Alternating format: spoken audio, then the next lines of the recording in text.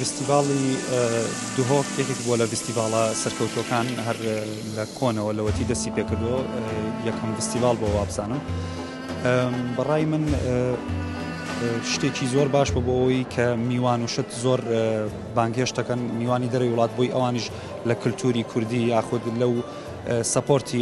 فیلمی کوردی و کاری هونەری کوردی بکەن و پێم خۆشە لەم فستیڤاڵانە کە گرنگی بە گەنجێن یعنی بۆ نمونە ئەم جارە هەموو جارێک بانگهێشتی گەنجیان نەکردووە هەستن کردەوە گەنجانی کە تازە دەرکەوتون لە فیلمایان لە دراما و ئەوانەیە بەڵام ئەم جارە بانگهێشت کراوم زۆر خۆشحاڵم کە گرنگیان ناوە بەگەن چونکە گەنج داهاتووی کوردستانە بۆ فیلم و سینەما.